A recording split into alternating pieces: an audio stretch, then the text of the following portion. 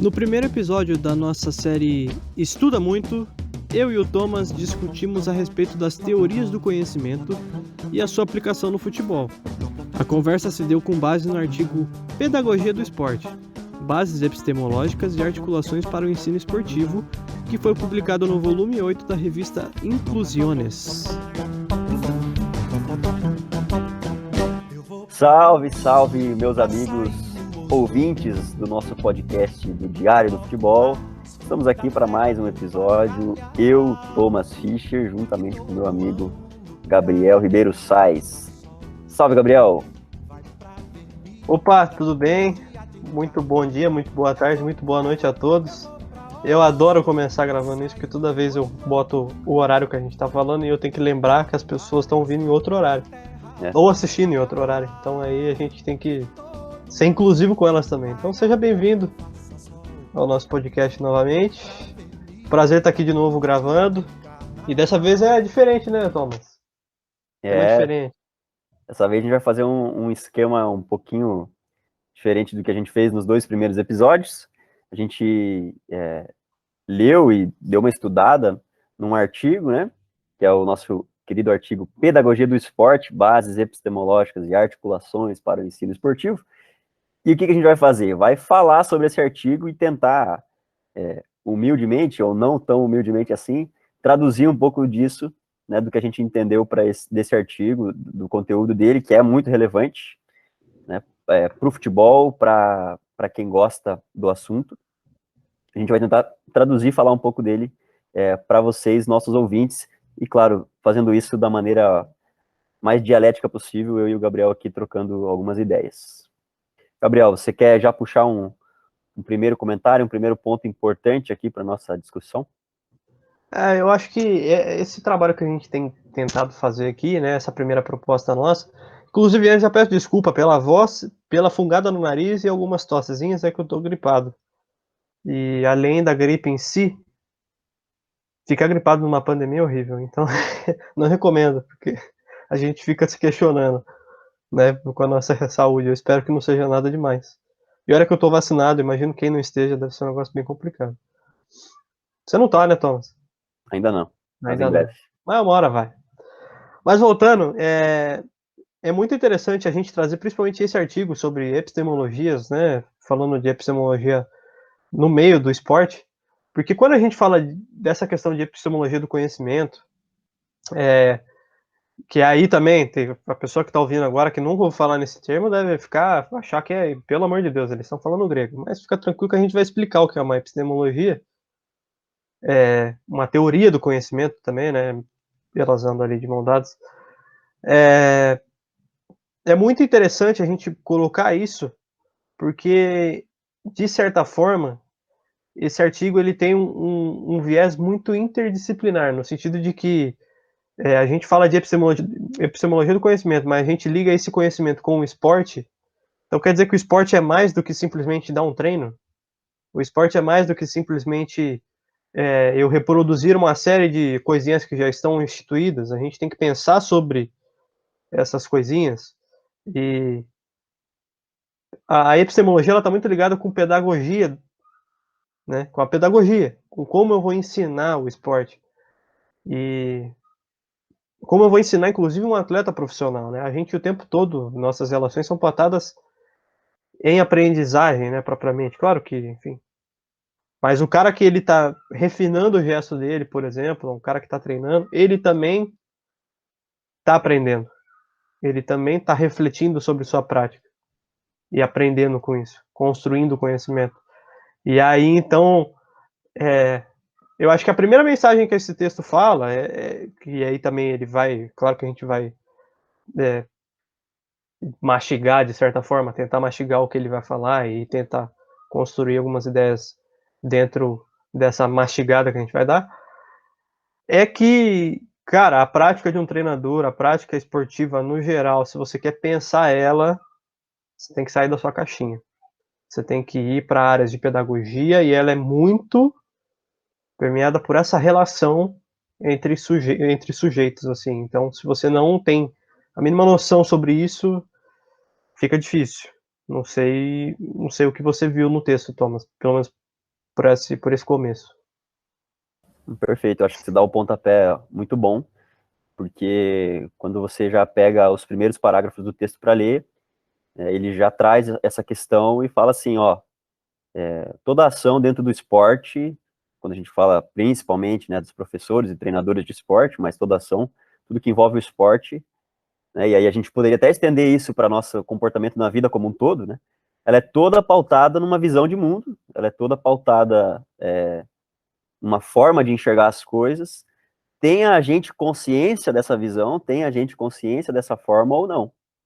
Às vezes você nem tem consciência das tuas crenças exatamente, você tem alguma noção, você sabe algumas, outras você tem, mas nem reconhece, né? E tudo isso influencia a tua prática, ou seja, como você, enquanto treinador, por exemplo, vai treinar uma equipe, enquanto professor vai ensinar alguém a praticar esporte, né? Enquanto esportista vai vivenciar o esporte, enquanto um espectador, né, um torcedor, como você vai avaliar o teu time, como você vai torcer, né, como você vai se relacionar com o futebol ou com o esporte de forma geral, né, todos esses nossos comportamentos no esporte, eles estão pautados numa visão de mundo, né, e é isso, acho que essas crenças, essas visões de mundo, tendo consciência disso, é o que a gente vai discutir um pouquinho também daqui para frente, né, que é algo que a gente vê não só nesse artigo, que é a nossa referência para esse podcast, mas eu e o Gabriel e todos os nossos colegas do curso de Ciências do Esporte na Unicamp, a gente vê muito no nosso curso, nas disciplinas, junto com o professor Alcides Scaglia,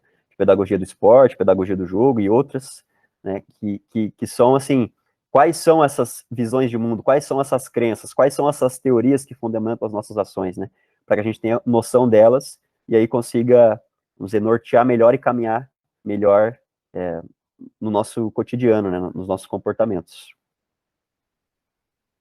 Exatamente. É interessante porque a formação de alguém que vai trabalhar no futebol, ou para mim, a formação de alguém que vai exercer qualquer função no mundo, ela é uma formação que deve ser humana nesse sentido, de você reconhecer o que pauta a sua visão de mundo, né? A visão de mundo é tudo que a gente tá dentro de tudo que a gente faz. Tá dentro da maneira com que eu enxergo o que esse podcast vai significar para alguém, das palavras que eu estou colocando, tudo isso está influenciado por uma visão de mundo. Então, de certa forma, eu acho que esse é o ponto importantíssimo, assim, desse texto principalmente. Ele chega e ele já bota de cara. Olha, você que trabalha com esporte, você é ser humano. Se você é ser humano, você tem uma visão de mundo. Dentro disso, então, ele já humaniza para mim a prática de treinamento, enfim. Esse eu acho que é o primeiro recado. Olha, você é ser humano, você vai trabalhar com seres humanos, então você é enviesado. Ponto. Quais são esses vieses? E aí ele traz dois paradigmas, que é o paradigma tradicional e o paradigma emergente. Paradigma, Thomas, o que é paradigma? Vamos falar de uma forma bem simples, né, e realmente não tem muito para onde fugir. Paradigma, de certa forma, é um conjunto de valores e de crenças, né? Então, quando eu falo num paradigma tradicional, eu estou falando num conjunto de valores e de crenças tradicionais, né? Tradicionais no sentido de que já existem há um certo tempo, né? De que estão estabelecidos, de que está no senso comum, né? Por isso são tradicionais. E aí a gente vai também falar numa quebra de paradigma, né? O que é essa quebra de paradigma? É a gente conseguir justamente superar algumas crenças e valores que já não mais fazem sentido para os dias de hoje, né? Quando a gente já conseguiu conquistar algumas coisas, alguns conhecimentos, ampliar a nossa visão sobre alguns assuntos, né? E essa ampliação de visão faz com que a gente olhe para o que a gente tem, né, o que a gente tinha e fale, opa, isso daqui tem que mudar. E aí a gente quebra esse paradigma, né? A gente supera esse paradigma.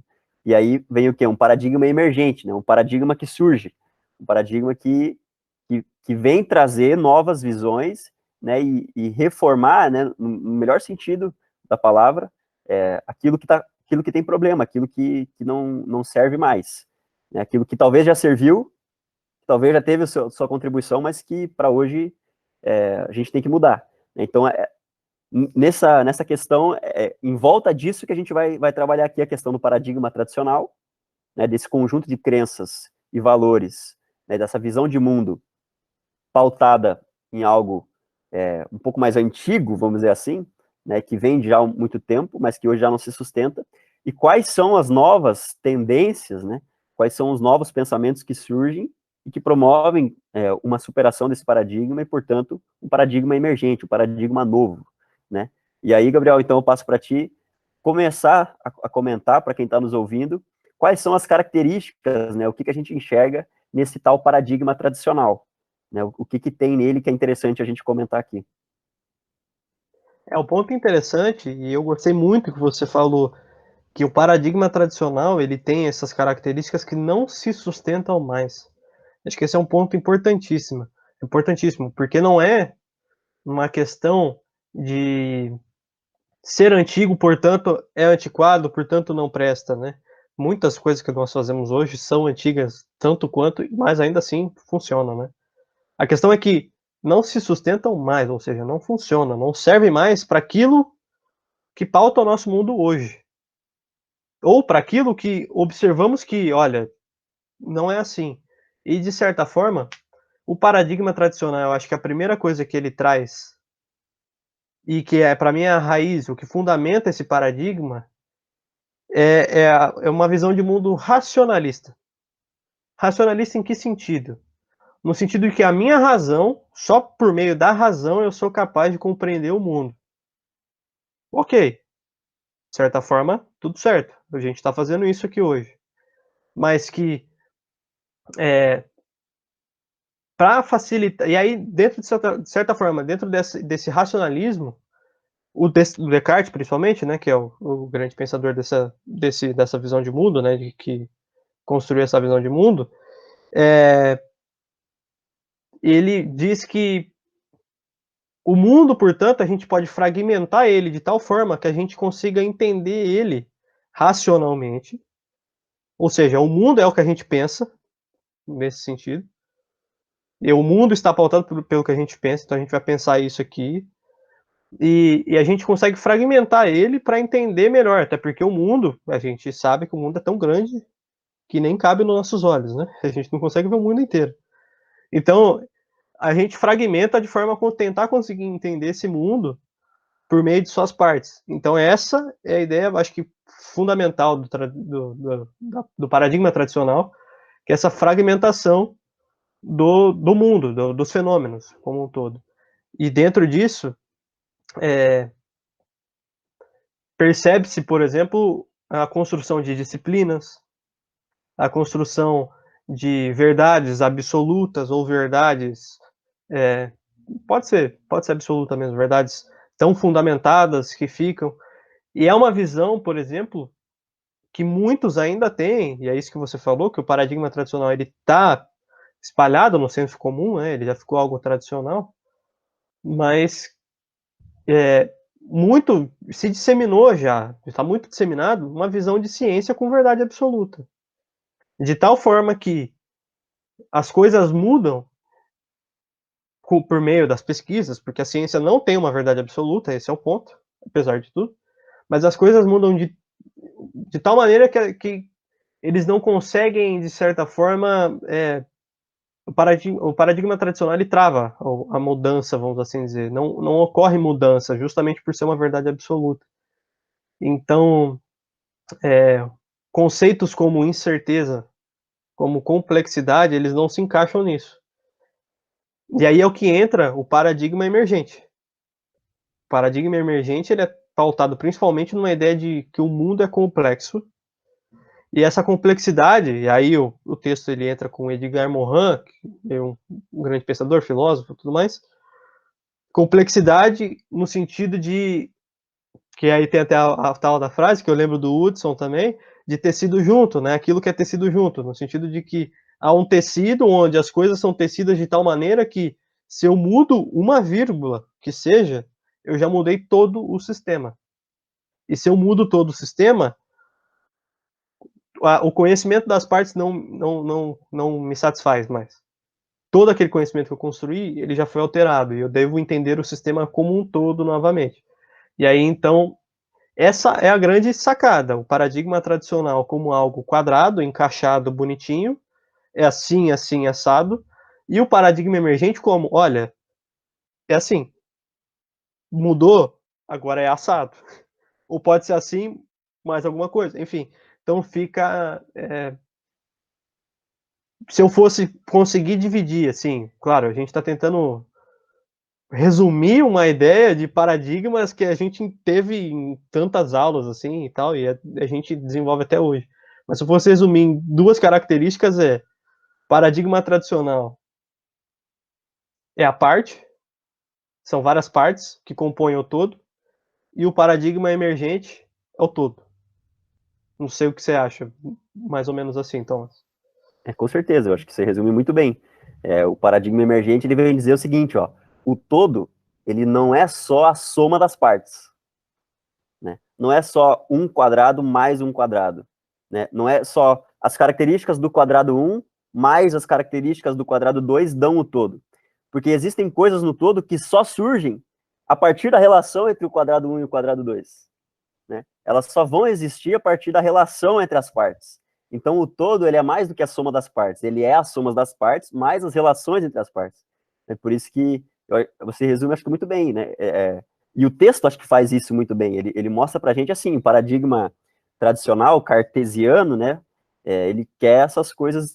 Ele acha que ele consegue lidar com a complexidade fragmentando ela, né? E olhando para cada partezinha, e aí somando de volta e entendendo todo. Mas não, né? Não se teve muito avanço pensando assim, na verdade, né? Se conseguiu se desenvolver muita coisa a partir desse pensamento, mas hoje a gente já consegue ver que existem coisas que esse paradigma não é capaz de abarcar, não é capaz de entender, né? E para a gente poder entender essas coisas, aí a gente tem que olhar para as relações, né? E por isso que o paradigma emergente surge tão forte, né? E tão importante que a gente olhe para ele, tão importante para que a gente olhe para essas relações e para essas ideias, né? E isso tem uma implicação muito grande na nossa vida prática. E a gente vai comentar isso também mais adiante. Outra coisa interessante, né, que vale a gente citar, porque até porque a gente vê isso incansavelmente, né, nas nossas disciplinas, é a questão, né, que é chamada de inatismo, né, da crença inatista, e também a crença empirista, né? O que é isso? Traduzindo, para quem nunca ouviu falar nesses termos, né? O inatismo é aquela crença, né, aquele sujeito que acredita que o conhecimento, né, ou a habilidade, o cara que sabe jogar bem futebol, ele só sabe isso porque isso é inato dele, ou seja, nasceu com ele, né? Então, se o jogador tal é muito bom, é porque ele nasceu com isso. Ponto. Não tem muito o que fazer. Ou você nasce ou você não nasce. Não tem muito o que aprender, né? No máximo, você não atrapalha. No máximo, você não atrapalha o expressar disso. Seja essa característica, né? A gente vê muito isso. Seja esse talento, esse dom de uma origem divina, ou seja, eu creio que Deus quis que o fulano fosse bom, né? Ou se você quiser também pensar em outra coisa maior, né? No caos, no acaso, ou na simples questão genética, né? O sujeito tem uma genética que faz com que ele seja bom. E ponto, não tem muito o que fazer, é simplesmente assim. Essa é a crença simplista, né, do cara que pensa no inatismo. Enquanto o cara que pensa no empirismo, nessa crença empirista, ele vai entender o sujeito como alguém que nasce sem nenhum conhecimento, né? Então o contrário do inatista, ele nasce sem nada, e aí ele vai o quê? Adquirindo conhecimento a partir dos outros, os outros vão depositando nele conhecimento, né? Então eu nasço sem saber nada, o Gabriel sabe jogar futebol, ele vira meu professor e fala, ó, Thomas, eu faço assim, você tem que fazer como eu, que aí você acerta, né? E aí o sujeito, então, o aprendiz, nesse caso, de futebol ou de qualquer outra coisa, ele é um cara ali passional, né, no aprendizado. Ele não tem muita atividade, na verdade, ele só aprende o que os outros colocarem nele, né? Então, essas duas visões, essas duas características do inatismo, né, que a gente está denominando aqui, que é a denominação que a gente usa academicamente, né, essa crença no dom, né, e esse empirismo, né, nessa coisa de eu depositar no outro o meu conhecimento e ele não tem nenhuma parte nisso, são duas características que também compõem esse paradigma tradicional, porque são visões simplistas, né, mais uma vez. É muito simples eu acreditar, eu não entender como alguém é bom e falar, ele é bom porque nasceu assim, né? Ou também é muito simples eu achar que ele pode aprender simplesmente porque eu sei fazer assim, ele também vai fazer como eu e por isso vai ser bom, né? Isso também é mais um âmbito, né, uma vertente, uma característica dessa cultura, desse paradigma tradicional, que olha para as coisas de uma forma muito simples, né, querendo responder muito simplesmente fenômenos que são, na verdade, muito complexos, como você muito bem disse no começo, simplesmente porque somos humanos, né, então não tem como a gente simplificar esse aprendizado, esse conhecimento, o esporte, né, são fenômenos muito complexos que a gente tem que avançar no nosso olhar. Eu acho que o que você colocou é muito interessante nessa ideia do inatismo, assim, porque parece ser algo muito distante, né? Mas não é antigo, não é antiquado, né? Mas é muito presente. E aí eu vou abrir uma aspas aqui, que eu estava até comentando com o Thomas antes da gravação. Andando pelo Facebook, encontra alguém que estava com um problema de saúde X, e aí essa pessoa comenta na publicação: nossa, minha irmã também teve esse problema de saúde, mas não conseguiu curar nem nada, não tem remédio para isso. E aí uma moça responde o comentário falando: tem cura sim, a fé cura tudo. E aí ela fala: eu me curei porque eu acreditei em Deus, mas eu também usei um shampoo com cetoconazol, que é um fármaco, mas foi quem curou foi Deus. E tá dentro disso. Ela não sabe. E aí, um ponto interessante. Ela não sabe, você também não sabe que tá ouvindo. Eu também não sei como o cetoconazol resolve. Mas eu aprendi que resolve. Mas ela não sabe como o cetoconazol age, se ele foi feito para aquilo, se não foi, se o shampoo presta ou não presta para isso. Então ela atribui ao fenômeno que ela acabou de observar algo que seja além do que ela realmente além do mundo, né? Algo que está regendo esse mundo. Que no caso dela é a crença em Deus, mas que pode ser, como o Thomas bem disse, qualquer outro tipo de crença, qualquer outra visão de mundo. E esse é um ponto interessante. O paradigma tradicional, ele traz uma visão de mundo bipolar, vamos assim dizer, eu diria. Ou você, claro, dentro desse sentido do inatismo e do empirismo, ou você acredita que você não tem influência nenhuma naquilo que você está fazendo, portanto, é tudo obra de uma ação divina, ou você é dono de tudo que acontece nesse mundo. Então, tudo que eu for fazer, sou eu que estou fazendo. É o humano no centro de tudo.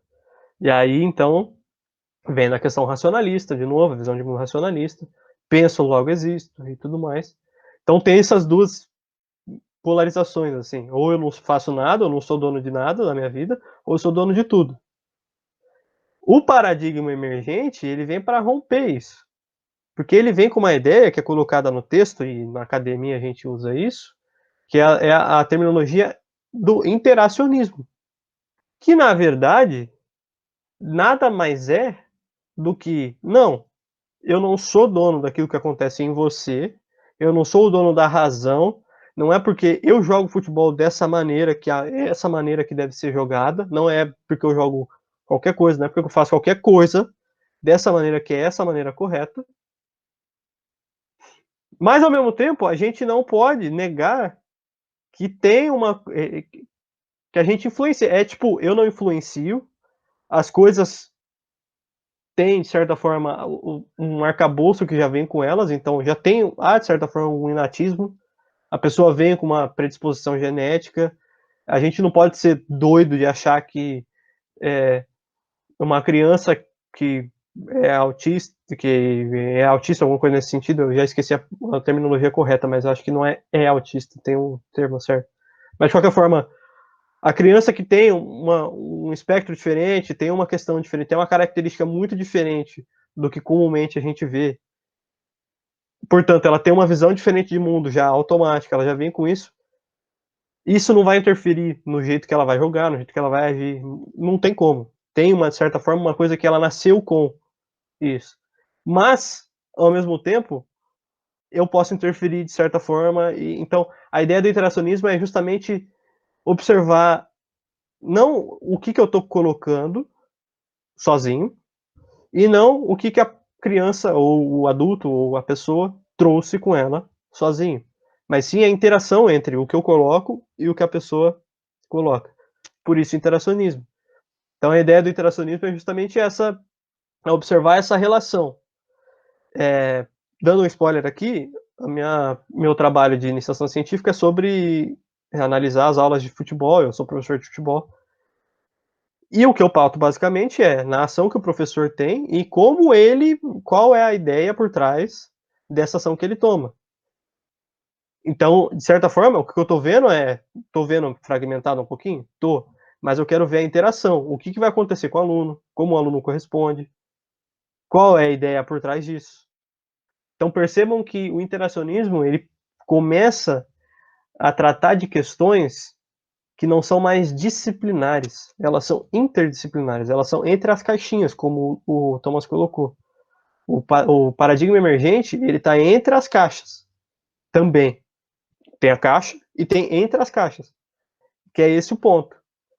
Só um pontinho assim também, já botando assim, quando a gente fragmenta na questão do tecnicismo, né?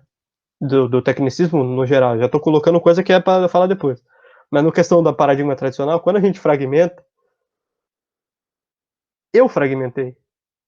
Não veio de fora, não é uma coisa que, a gente escolhe as cores, o nome das cores, a gente deu um nome para as cores, mas a gente fragmentou, porque na verdade tem um espectro.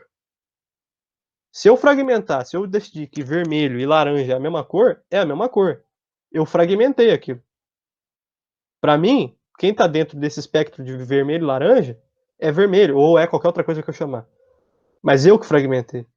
Eu, Gabriel. Não veio dado isso. Então, se eu tenho o poder de fragmentar isso aqui, eu tenho o poder de não fragmentar. Eu tenho o poder de tentar entender o todo. Porque a gente tem que ter a humildade de que não é porque eu fragmentei daquele jeito que é daquele jeito. E acho que esse é o ponto. O interacionismo ele vem dessa maneira.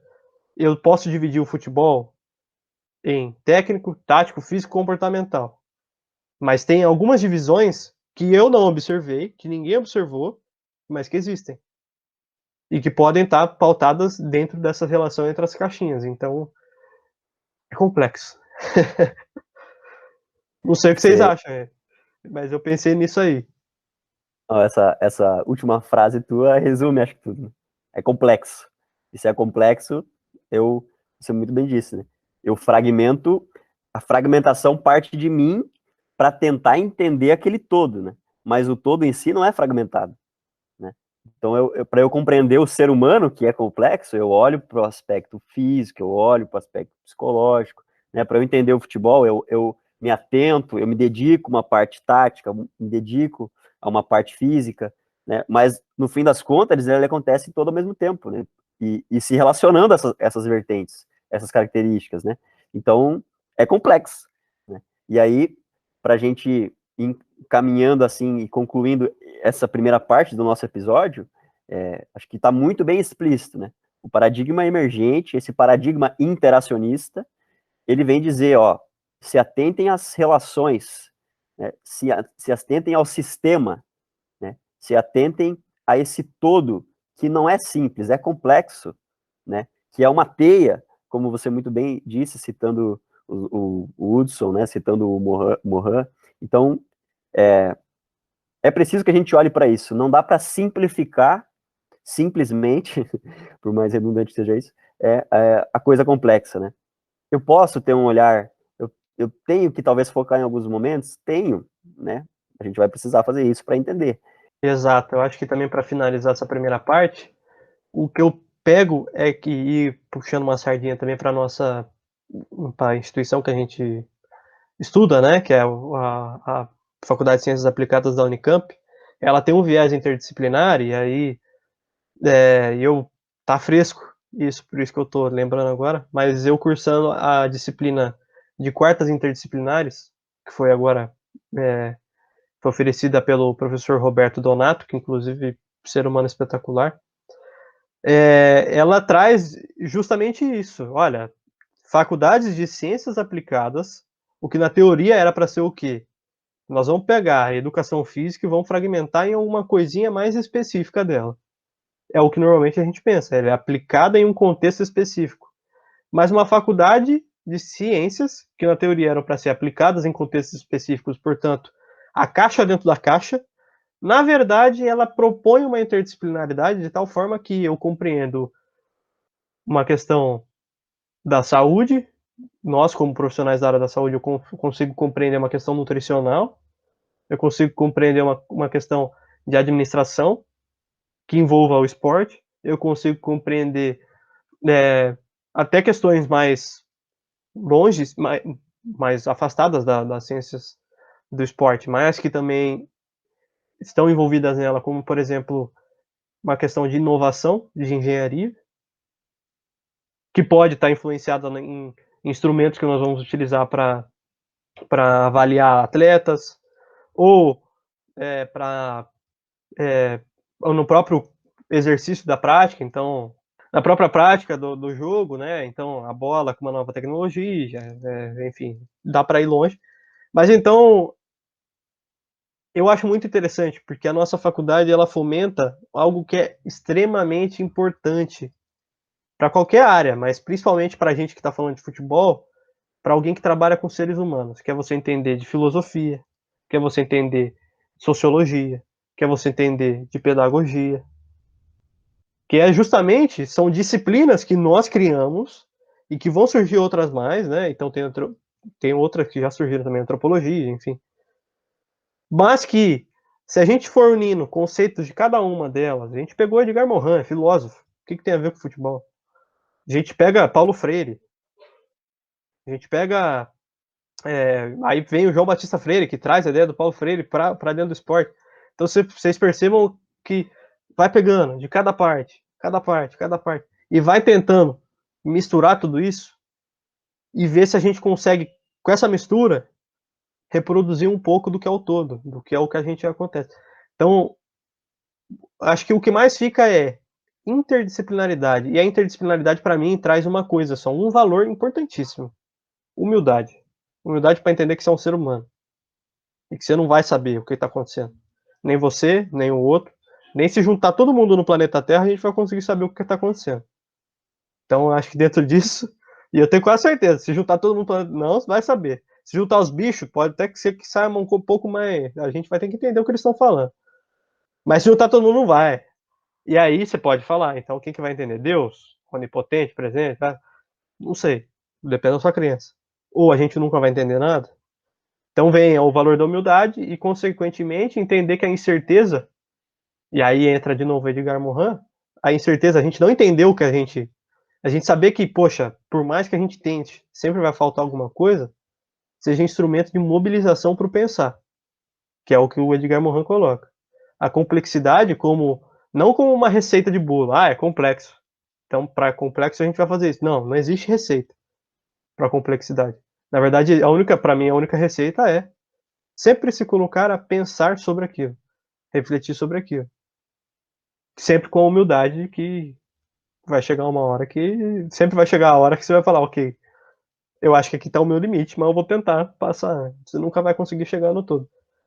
Então, eu acho que, só finalizando também, o valor do paradigma tradicional é um valor quadrado, um valor racionalista nesse sentido, né, que a gente estava falando, uma visão de mundo racionalista, e é um valor de superioridade. A gente se achar superior, enquanto o paradigma emergente traz o valor de humildade. Nós não somos superiores, mas a gente também consegue fazer o que a gente sabe. Então a gente humaniza mais. Eu acredito que o paradigma emergente ele humaniza mais nesse sentido de novo. Concordo. Como você muito bem disse antes, e eu vou usar essa frase de novo, é complexo. É complexo, é isso. Eu vou pra Oslo, pra sair no Oslo. Bloco áspero da terra do bacalhau. Que todo ano cai a neve ou faça sol. Vai pra avenida no dia de carnaval. Eu vou pra Oslo, pra sair no Oslodum. Bloco áspero da terra do bacalhau. Que todo ano cai a neve ou faça sol.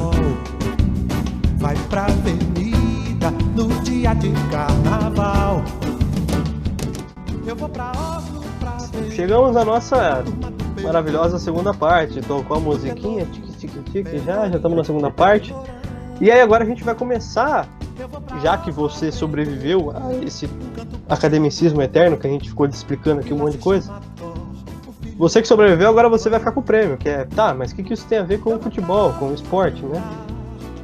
E aí, esse é um ponto interessante, inclusive, e que pauta, pra mim, o que eu penso de futebol hoje, né? Eu penso muito pelo paradigma emergente. Afinal de contas, como eu disse, e como o Thomas muito bem disse lá no começo, na verdade, foi uma ideia do Thomas, não foi minha. O paradigma tradicional já não serve mais, já não se sustenta mais. Então, enfim, por isso que eu me pauto pelo paradigma emergente. Mas antes, vamos falar do que é o paradigma tradicional no esporte, no futebol, né? E o paradigma tradicional no futebol, ele é pautado por uma palavrinha chamada tecnicismo. Claro, tem muito mais que envolve o tecnicismo, mas o tecnicismo nada mais é do que a crença de que as partes compreendem, o ensino das partes compreende a exigência do jogo. Então você ensinar a técnica do jogo já é mais do que suficiente para você aprender a jogar o jogo, o que é muito interessante, porque eu falando isso eu já não consigo entender como alguém acha que isso serve.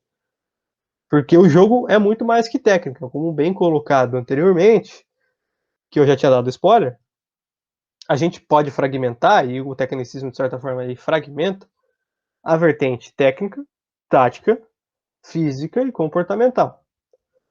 Técnico é a técnica, é o gesto técnico, é a maneira correta, entre aspas, de bater na bola. Tático seria as interações que ocorrem entre os jogadores de forma a ter uma estratégia para jogar esse jogo. Claro, estou resumindo bem resumidamente aqui. Tem muita mais coisa envolvida, na verdade. Físico seria o jogador com a sua questão física, velocidade, agilidade, força, são parâmetros físicos mesmo. E comportamental seria a ideia de que o ser humano ele tem um comportamento pautado por, enfim, por momentos, emoções e tudo mais, então isso também interfere no jeito que ele joga. Ainda assim, percebam bem, há disciplinas. Então, apesar de fugir do nome de só uma disciplina técnica, ou seja, eu ensino o futebol pela técnica, apesar de eu ainda continuar fragmentando em 4 coisinhas, ou melhor, apesar de eu fugir só da técnica e fragmentar em mais coisas, em coisinhas, ainda assim é tecnicismo. E vale salientar, e isso é muito importante, e aí acho que o professor Alcides Skaga, que é o nosso professor, se ele por um acaso ouvir isso aqui, ele vai bater palma para mim agora, porque esse é um ponto que eu acho que ele sempre frisa, e que eu acho que esse é o ponto mais importante. Não é porque eu ensino a técnica que eu sou tecnicista. Na verdade, o tecnicismo, ele nasce, ele vive na visão de mundo de achar que só a técnica é capaz de entender o jogo. De que se eu fragmentar o jogo, eu consigo entendê-lo. E saber, portanto, jogá-lo. Então é uma intenção. Existe a intenção tecnicista. Não é porque eu ensino a técnica, não é porque eu estou dando um gesto de passe, que necessariamente eu estou sendo tecnicista. E aí, eu acho que é um ponto interessante até trazer, puxando o Thomas de novo para a conversa, porque eu já falei muito tempo. O Thomas tem mais experiência do que eu dentro do futebol, e ele poderia falar como foi a experiência dele nas categorias de base, como ele via esse tecnicismo e como esse tecnicismo impactava. Claro que eu também tenho minha experiência fora disso, fora de categoria de base, mas acho que o Thomas tem uma vivência um pouco mais rica. Não sei. O que você acha, Thomas? Cara, quando eu olho, assim, para minha trajetória, que é bem curta dentro do futebol, mas dentro das categorias de base, eu vejo que eu tive treinadores que se preocupavam bastante com a questão técnica e trabalhavam elas de forma isolada, né? E tive treinadores que não, que conseguiam já entender um ponto muito importante, que, aliás, é um ponto que não há muito tempo eu comecei a entender de fato, né? Que é assim, não existe gesto técnico sem ação tática, né? Não existe um passe que não tenha por detrás uma intenção. Ou seja, não tem como eu querer trabalhar o passe só enquanto técnica, da melhor jeito de tocar na bola, chapado, de peito, de bico, não sei o quê, sem entender a intenção por detrás disso. Por isso que hoje se fala muito na literatura, quando a gente lê aí academicamente os artigos, de ações técnico-táticas. Sempre em conjunto as duas palavras. Nunca uma ação técnica e uma ação tática. Ações técnico-táticas. Porque elas estão sempre em conjunto, né? E aí, a gente pode entrar aí numa questão mais prática, por exemplo. Ficou muito famoso, né? Um exemplo até meio clichê de a gente dar, mas não deixa de ser importante, né, de você trabalhar a questão do bobinho, né? Da roda de bobo, por exemplo, para trabalhar um passe. Ao invés de você colocar dois atletas, um de frente para o outro, tocando. Né? Por quê? Porque o jogo ele é complexo. No jogo, você sempre vai ter que dar um passe pensando numa intenção, né? E aí, na hora do bobinho, o que você tem que fazer? Você tem que evitar que o cara do meio roube a bola. E aí eu tive treinadores, né, para citar ali minha experiência, que insistiam muito nisso. E eu me tornei um jogador muito bom em bobinho, por exemplo, né, e conseguia colocar isso em prática também dentro do campo, no sentido de manter posse de bola, esse tipo de coisa, porque nós trabalhávamos muito gesto técnico aplicado a uma situação que me exigia decisão, não só o gesto, né? E aí está uma diferença importante, uma influência de uma visão emergente, né, dessa questão da complexidade das relações, né? Então eu entendo a relação entre a técnica e a tática, eu coloco isso no meu ensino enquanto treinador de futebol, e eu faço com que os meus atletas desenvolvam a capacidade de dar um passe, sempre um passe com uma decisão adequada, não só um passe bonito, não só um passe tecnicamente vistoso, mas um passe que seja eficaz, né? Um passe que seja inteligente, que me propicie alguma vantagem dentro do jogo. Na questão do bobinho, é de eu não perder a bola. Dentro do jogo, é de eu conseguir avançar, chegar mais perto do gol, quebrar uma linha, né? E aí, se eu sou um treinador tecnicista, né, usando esse termo, eu sou um cara que talvez vou querer trabalhar separado essas duas coisas, né? E aí, na hora de colocar no jogo do complexo, né, na hora de juntar as partes, ela não sai exatamente assim, então você já tem que treinar. E aí uma coisa que você disse que é muito importante, que você até brincou que o Alcides bateria a palma, né, é que não necessariamente se eu sou um treinador que entendo as relações e a complexidade do jogo, eu vou deixar de trabalhar técnica, né.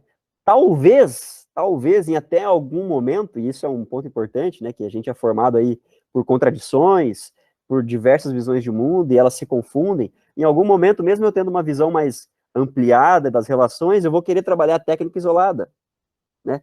Não precisamos te condenar por isso, né? Agora, o problema é você ter essa visão estreita da técnica sem as relações, né? Principalmente com a tática. Enfim, você já citou também as outras vertentes, né? Física, psicológica, né? O atleta, quando ele vai jogar com tudo isso junto, né? Por mais que você tente trabalhar as coisas separadas, você tem que trabalhar o todo. E aí o tecnicismo, enquanto essa vertente que acredita na fragmentação, como a gente já comentou, já não serve mais, né? Ou serve muito pouco, serve para muito poucos casos, né? Talvez de você trabalhar especialmente uma técnica tal para bater uma falta, talvez, né? Mas ainda assim é um talvez bem grande, né? De maneira geral, isso não cabe mais, né? Sim, acho que você trouxe uma coisa interessante, que você falou do bobinho para trabalhar passe, que na teoria ele seria um exemplo de como superar esse paradigma tradicional e tecnicista.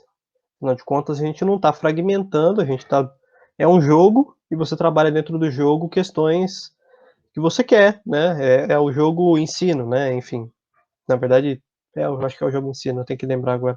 Tem categorias de jogos aí que inclusive a gente vai falar. Só que aí entra um ponto interessante. Olha como a visão de mundo é mais importante do que propriamente aquilo que você vai fazer. Percebe-se que o bobinho, ele foi muito disseminado depois que o Barcelona começou a usar, depois que perceberam que, nossa, olha, isso é modernidade, isso aqui é treinamento moderno. Não existe mais o passe em fila, o passe em linha, aquele passe reto. O rondo é muito mais. O rondo, a gente traz até a nomenclatura estrangeira. O rondo é muito mais interessante, e assim vai. Porém, se eu tenho, e aí eu vou até vou citar o meu trabalho aqui de novo, e vou citar, que foi aquilo que eu falei, citando o Scaglia e o Reverdito 2016, é necessário atentar-se que o tecnicista não é aquele que ensina a componente técnica do jogo, somente, mas sim aquele que tem uma perspectiva imediata e produtivista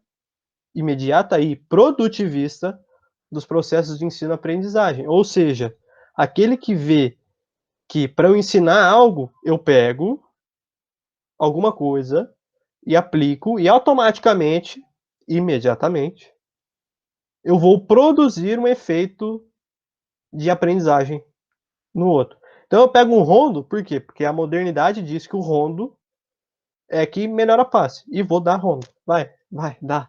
Por quê? Porque melhora, é isso. Então percebam que até um instrumento que pode romper com o tecnicismo, rompeu, não tem mais tecnicismo, ele pode ser usado por pessoas que ainda pensam como tecnicistas. Então esse é o ponto importante. Não quer dizer que eu, por dar um treino de passe em linha, eu sou tecnicista, muito menos alguém que aplica rondo não é tecnicista. Essa é a parte mais difícil.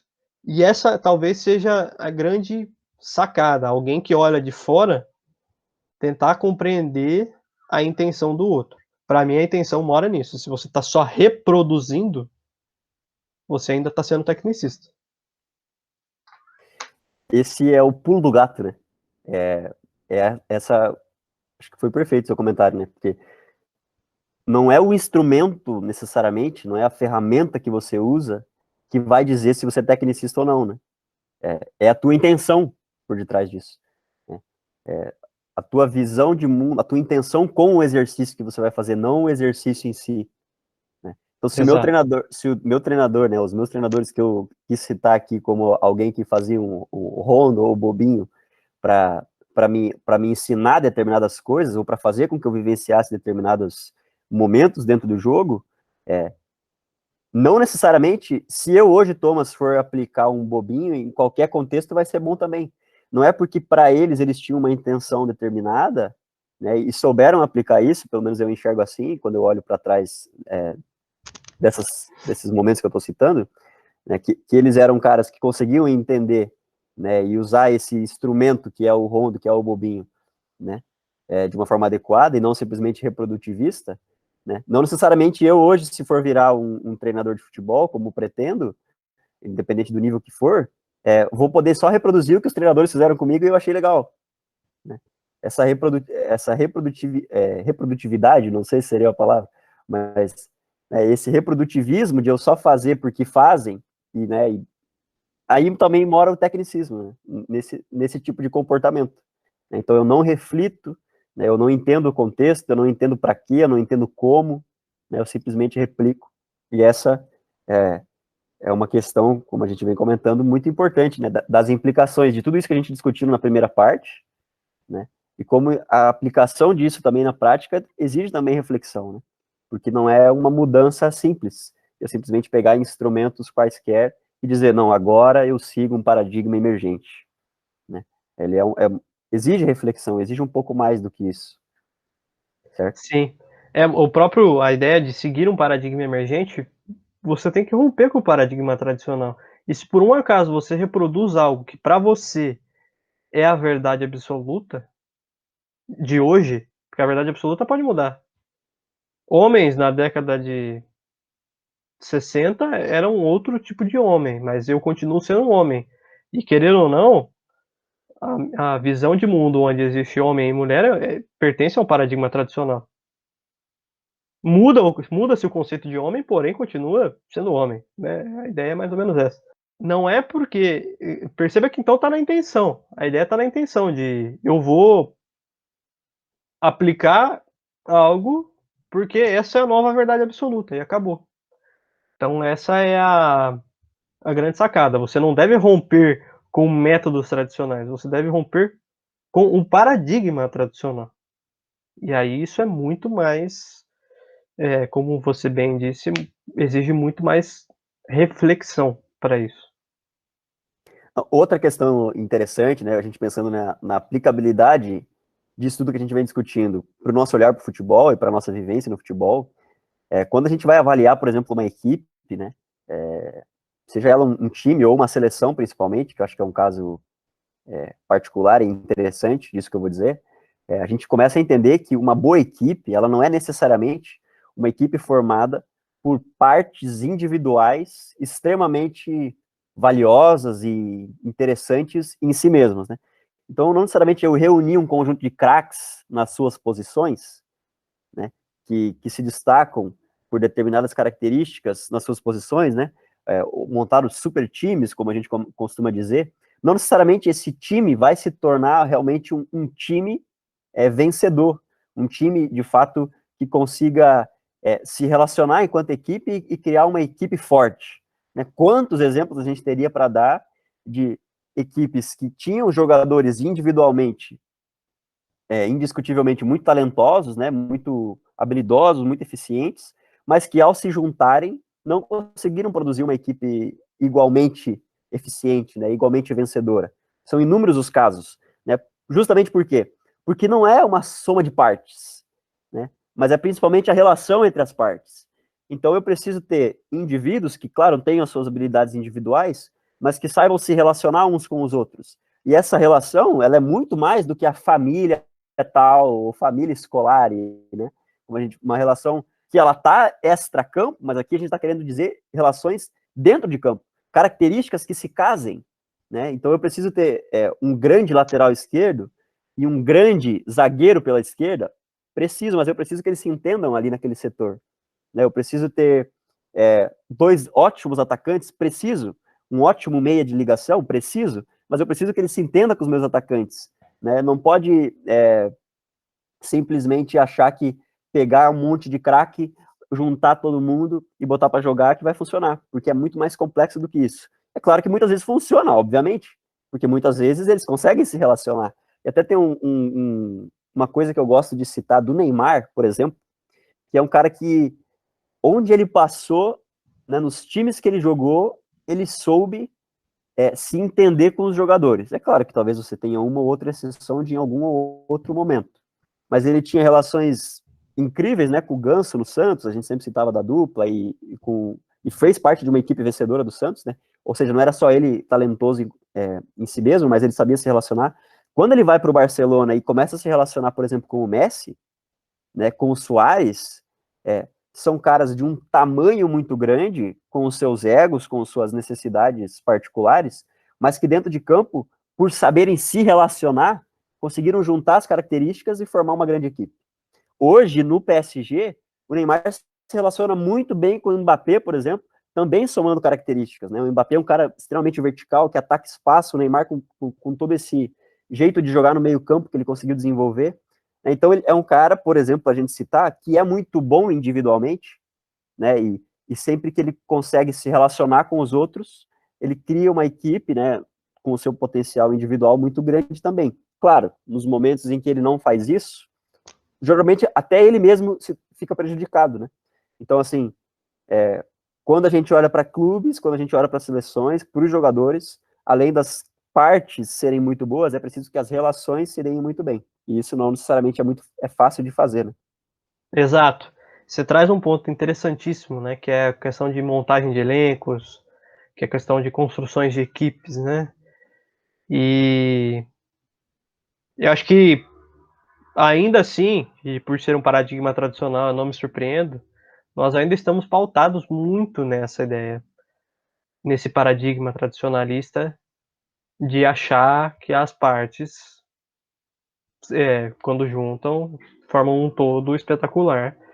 E aí, ontem de noite, um amigo meu me mandou um vídeo no qual o cara monta os dois super times, duas super seleções de lendas das sul-americanas e da Europa, e botam para jogar no FIFA, não sei que FIFA que é. Eles botam para jogar no o bot do FIFA, vai jogar contra o bot do FIFA. E ele vai ver quem que é a melhor, né? E aí, no fim, se eu não me engano, dá 2-1 para a seleção sul-americana e tudo mais. Mas qual que é a melhor? Será que a que ganhou mesmo? Primeiro, será que a que ganhou é a melhor? Tem o melhor time? Né? Esse é um ponto. Beleza, ganhou, portanto é melhor? Será? Quem jogou melhor, quem jogou pior? E entra um monte de situações que a gente já discutiu aqui antes.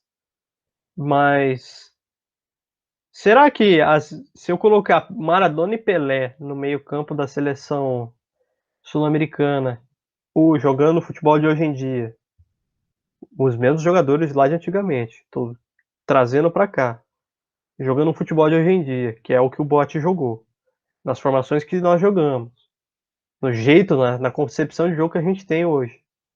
Trazer o Pelé e o Maradona no meio-campo, será que eles vão conversar? Será que o Ronaldinho aberto, que foi o que o cara colocou, será que ele vai se conversar? Vai conversar com o Pelé? Então vejam que é muito além, né? E aí isso entra em questão de formação de seleção. Se a gente for pegar as grandes discussões que envolvem convocação de seleção, a grande questão é, fulano joga mais que ciclano, por que fulano não tá aí na seleção? Por que ciclano tá jogando? Mas o Danilo tá jogando na lateral direita? Mas nossa, o Daniel Alves é muito melhor que o Danilo. Mas o Renan Lodge tá na lateral esquerda, mas o Renan Lodge não engraxa a chuteira do Marcelo.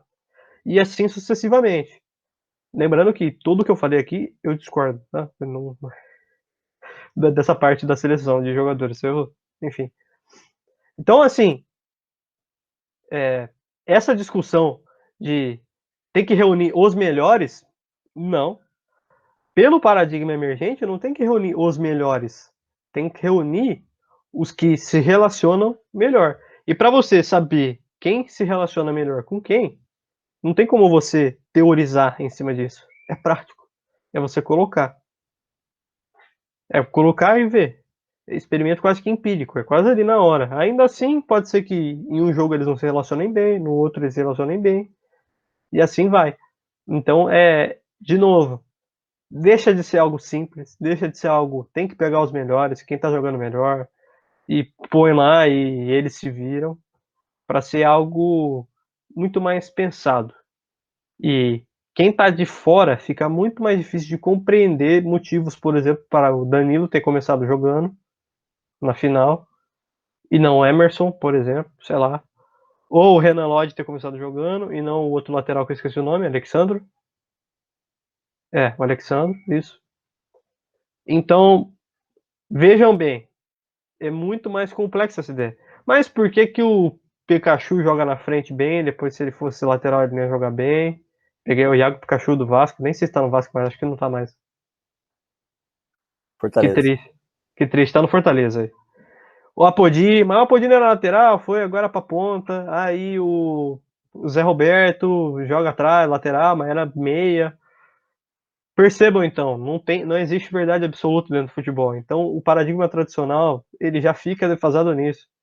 A simplicidade no futebol, e aí eu pego a frase do Johan Cruyff, né? Jogar futebol é simples. Difícil é jogar um futebol simples. Justamente porque o futebol é complexo. Então não tem como. Como é que fala? Fugiu a palavra agora.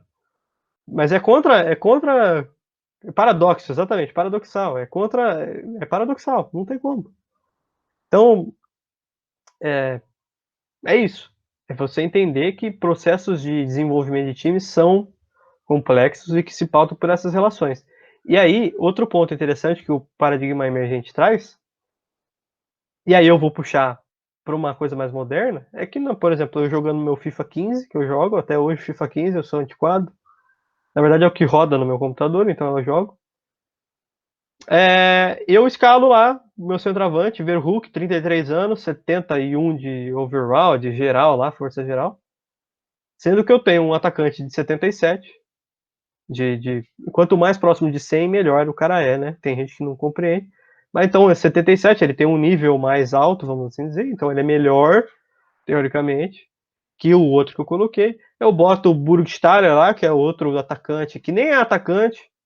Porque se eu fosse seguir o que o FIFA fala, ele joga pela esquerda, ele é meio campo pela esquerda, mas eu boto ele de atacante.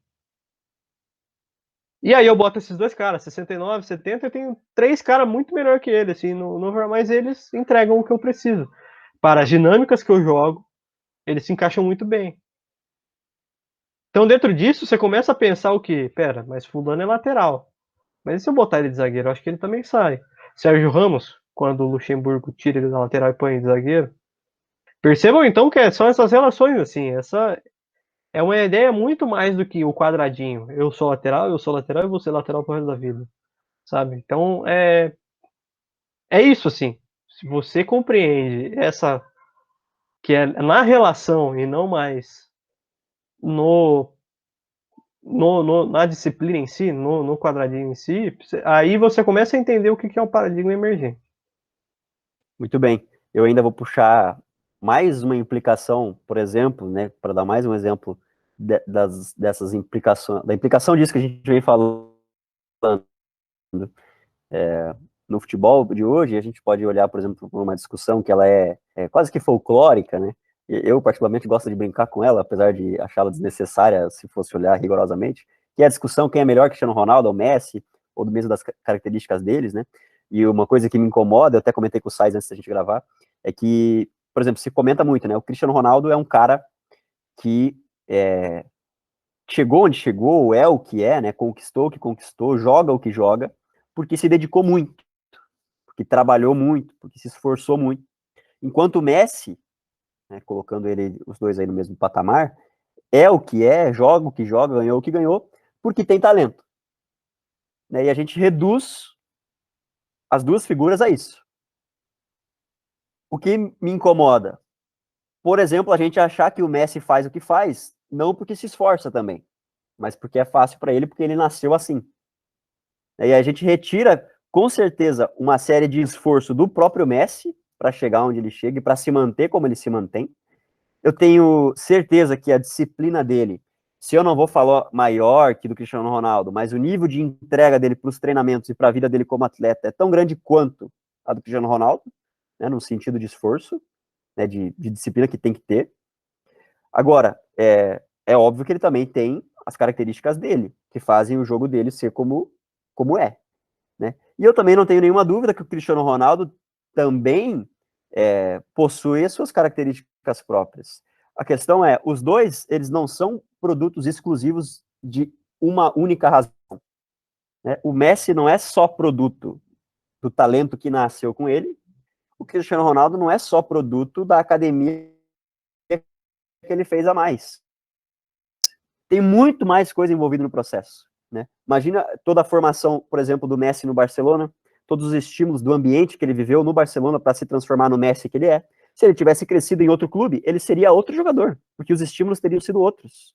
Claro que haveriam semelhanças, porque são coisas dele, mas o quanto de ambiente de Barcelona que ele viveu, que influencia no jogo dele hoje, né? A ponto de ser muito muito simpatizante do Barcelona e do Messi, gostar de ter ele no Barcelona, mas ia achar muito interessante ver ele fora, né, para ver como é que ele ia se relacionar num outro ambiente. Claro que ele é um cara de um nível excepcional, que a gente imagina que se encaixaria muito bem, mas talvez não. A própria crítica em relação a ele na seleção argentina, que diminuiu agora, já que ele ganhou a Copa América, né, sempre foi muito essa. Joga muito no Barça, joga menos na Argentina, apesar de eu achar muito questionável também essa afirmação. Mas é claro, porque são ambientes completamente diferentes. Né? Então, assim, não dá para reduzir o Messi a uma coisa e o Cristiano Ronaldo a outra. São produtos da complexidade.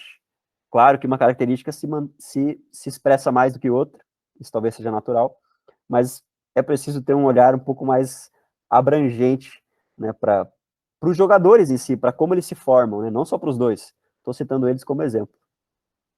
Sim, acho legal que você coloca o Messi como exemplo de natismo, o Cristiano Ronaldo como exemplo de empirismo, ambos fazendo parte desse paradigma tradicional, e que se a gente fosse olhar pelo paradigma emergente, talvez eu fosse dar características diferentes para a formação que ambos tiveram, mas que ainda pertencem a uma formação integrada, tanto do que eles já trazem com eles, tanto do que eles vivenciaram. Se a gente for olhar, a gente tem essa visão, e aí, de novo, contaminada por esse paradigma tradicional, a gente tem uma visão de que se eu me desenvolvo sozinho, sem que haja um outro sujeito com intenções de me desenvolver, é dom. Porque isso veio do além, porque não houve uma intenção por si só. Se eu, de tanto bater bola na parede sozinho, me desenvolvo, é dom, que eu aprendi sozinho. Aprendi sozinho, sei lá, às vezes eu já sabia, né? Então não teve alguém para me passar. Quando o Cristiano Ronaldo, ele utilizou de instrumentos muito mais próximos do que o tradicionalismo chama de empirismo, né? Ou seja, de trabalhar no modo tradicional mesmo, modus operandi tradicional. Então ele se desenvolve indo para academia, treinando 2, 3, 4, 5, 6 vezes por semana e desenvolvendo a questão física, a questão técnica. Aposto que ele treinou muito gesto técnico. Então veja que o Cristiano Ronaldo, ele foi muito mais, ele se desenvolveu mais com o paradigma tradicional que, olha, veja bem, serviu de alguma coisa para o Cristiano Ronaldo, mas não quer dizer que vai servir para todo mundo. Ponto. Enquanto o Messi, ao meu ver, e aí eu já não sei, mas o Messi, ele já se desenvolvia no jogo de bola argentino. Na cancha, na rua, na cádia, né, que eles falam, na cádia, na rua, lá, lá, lá. Então é essa, para mim, a grande diferença, assim, entre um e outro. Claro que o Messi deve ter treinado gesto técnico, deve ter tido o mesmo estímulo que o Cristiano Ronaldo. O Messi faz academia e tudo mais. Então aí fica essa questão. De certa forma, olhando pelo paradigma emergente, a gente consegue perceber que um se aproximou mais de um paradigma do que o outro, mas isso não quer dizer que um trabalhou mais que o outro. Talvez isso haja uma contaminação política. E aí eu posso estar devaneando agora um pouco.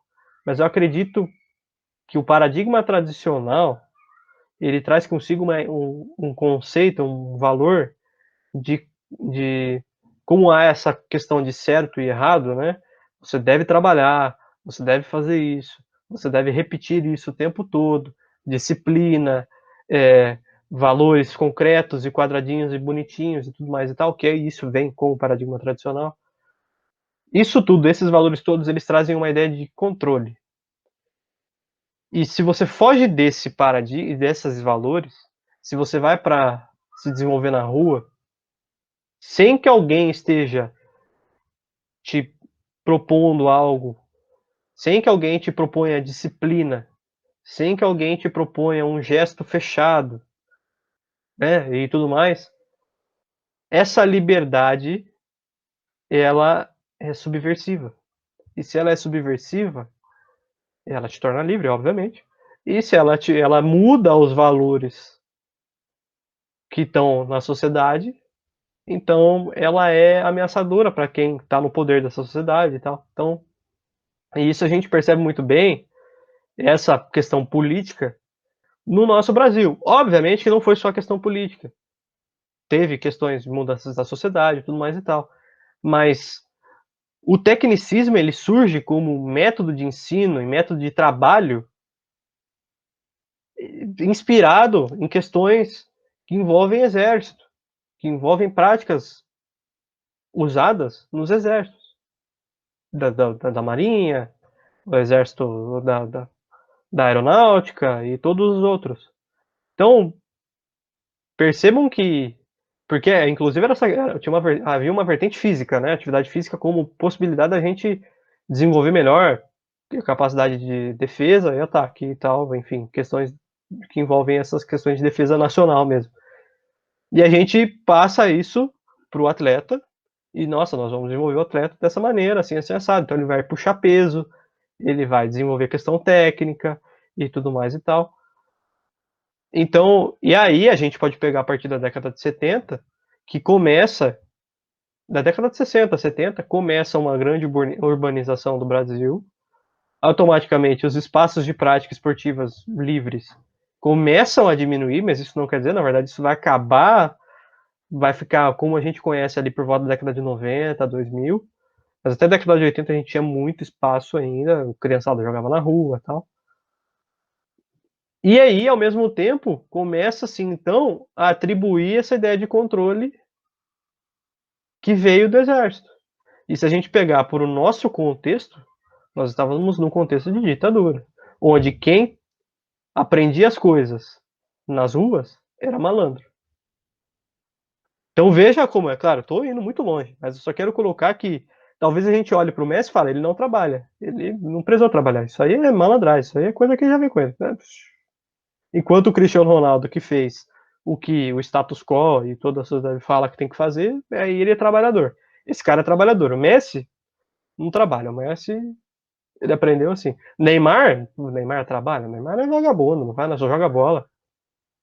E aí esse é o sentido. Não sei, aí eu acho que já foi até longe demais. Não sei o que você acha, Tom. Você foi longe mesmo, mas eu gostei porque esse link que você faz nesse final, né, ele é muito isso, né? A gente olha também para o Neymar, por exemplo, e fala, esse ele é moleque, né? É claro que você tem inúmeros motivos para criticar o Neymar. Você pode escolher, né? Como você também teria para me criticar, ou qualquer um de nós. Mas que você achar que ele também joga o que ele joga por simples talento e por vadiagem, não. Tem também esforço ali. Tem muita coisa ali. A gente está aqui falando que justamente é complexo, não é simplesmente um ou outro, né?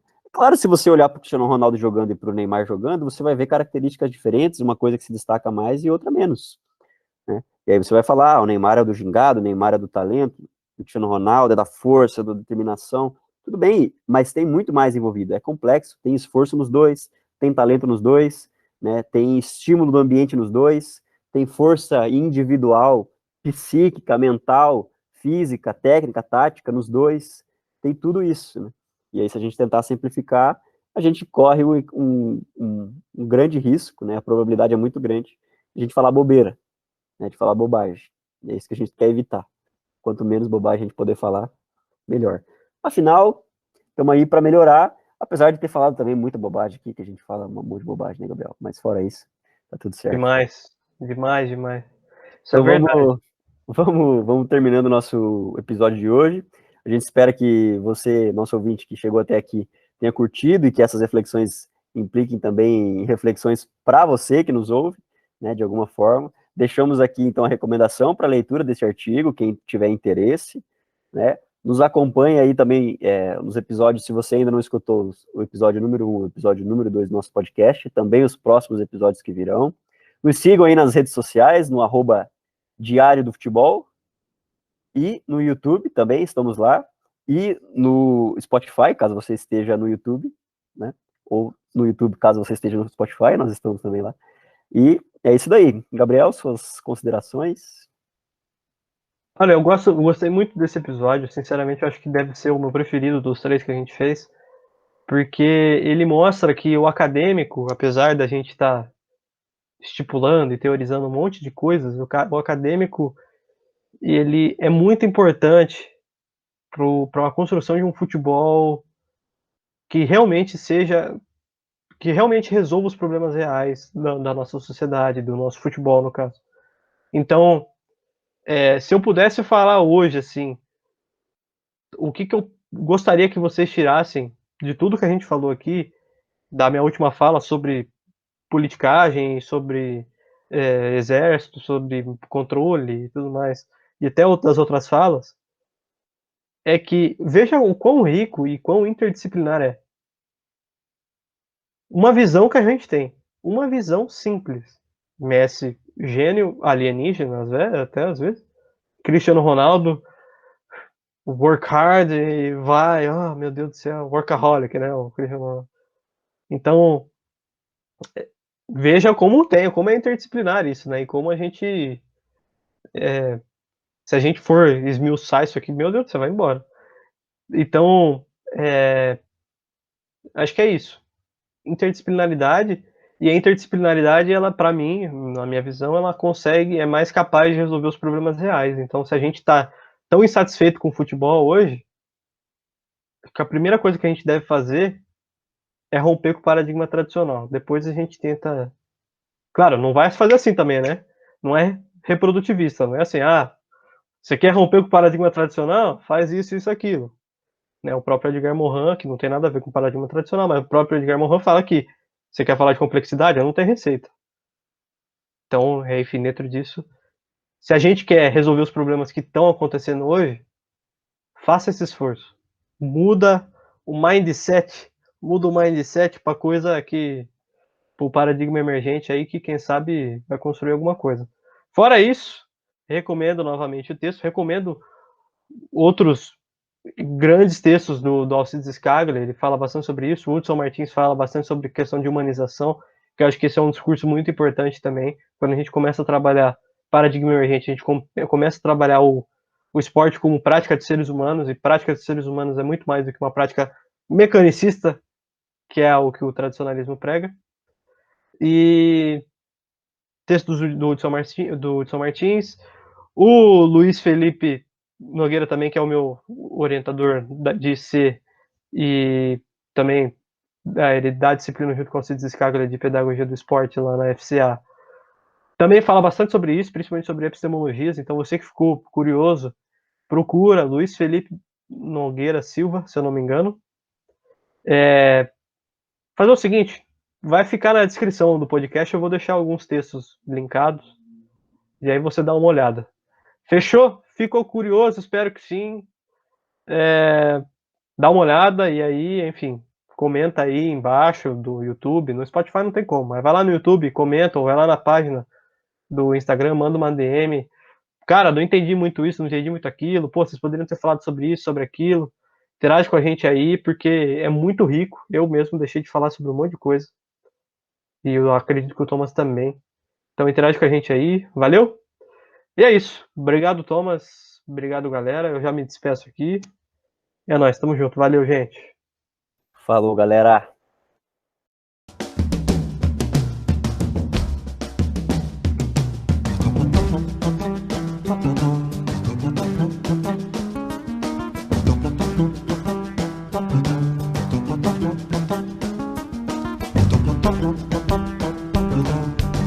Thank you.